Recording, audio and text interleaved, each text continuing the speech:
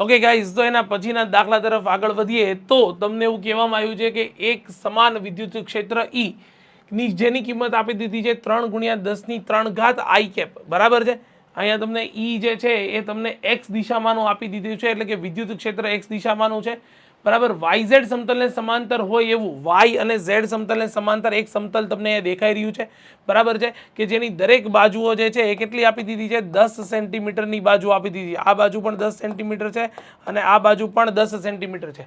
ચલો ડર, તો પસાર થતું ફ્લક્સ કેટલું હશે એ ફ્લક્સ તમને જે છે એ સૌથી પહેલા ફ્લક્સ પૂછ્યું છે, બરાબર। બાજુ 10 centimetre, that will be converted into 0.1 metre જેટલું થઈ જશે। ચલો ક્લિયર। તો સૌથી પહેલા ફ્લક્સ પૂછ્યું છે કે ફ્લક્સ કેટલું હશે। ભાઈ સીધો સિમ્પલ જવાબ આપી દે। ફ્લક્સનું સીધું સૂત્ર શું છે? Flux phi is equal to શું લખી શકાય? તો કે E ડોટ A, આના બોલ।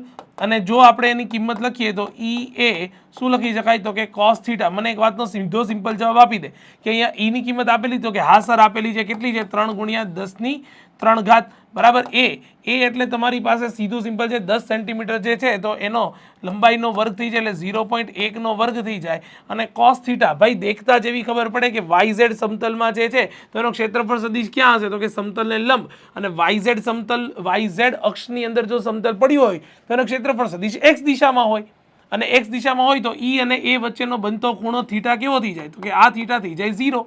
તો બસ સિમ્પલ છે, cos 0 વિલ બી 1। તો આ તો મૂકવાની જરૂર જ નથી। તો આ થઈ ગયું તમારી પાસે 30, શું થઈ ગયું? તો કે ન્યૂટન પર કુલમ્બ ઇન્ટુ મીટર સ્ક્વેર। આ તમને ફ્લક્સ મળી ગયું। ચલો ડન। અને એની સાથે બીજો એક સવાલ તમને એવો આપી દીધો છે કે x અક્ષ સાથે 60 ડિગ્રીનો ખૂણો બનાવે। ભાઈ ભલે ને x અક્ષ આપેલો હોય, તમારું વિદ્યુત ક્ષેત્ર જે x અક્ષમાં છે તો ઇનડાયરેક્ટલી તમને એવું કહેવા માંગે છે કે વિદ્યુત ક્ષેત્ર સાથે 60 ડિગ્રીનો ખૂણો બનાવે છે। ચલો ડન, ક્લિયર છે। તો આમાં શબ્દોની રમત છે, વધારે ગભરાવાની કોઈ જરૂર છે નહીં, બરાબર। તો આવું હોય, બરાબર, ત્યારે નવું ફ્લક્સ શોધવાનું કીધું છે તો ભાઈ સૂત્ર તો એ જ આવશે। કયું સૂત્ર આવશે? Flux phi is equal to આ ફ્લક્સ ફાઈ ડેશ માટે આપણે સૂત્ર લખીએ તો flux phi dash is equal to equation same E a cos theta. Theta કેટલો છે?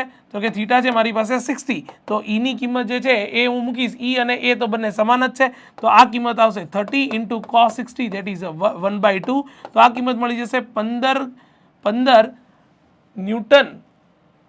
સીધું સિમ્પલ છે, અડધું ફ્લક્સ થઈ જશે। હા, સીધું સિમ્પલ છે કે ફ્લક્સ જે છે એ કેટલું થઈ જશે? એક્ઝેક્ટ અડધું થઈ જશે, 15 ન્યૂટન ઇન્ટુ મીટર સ્ક્વેર પર કુલમ જેટલું ફ્લક્સ થઈ જશે। ચલો ડન। તો બંને કિસ્સાઓ એકદમ સહેલા છે। ફ્લક્સ ઉપરના દાખલાઓ આ દાખલાથી શરૂ થઈ ગયા છે, બરાબર। સિમ્પલ તમને વિદ્યુત ફ્લક્સના કોન્સેપ્ટ આવડતા હશે તો દાખલાઓ ચૂટકીઓની અંદર સોલ્વ થઈ જશે। ચલો ક્લિયર, નોટ ડાઉન કરી લો એક વખત।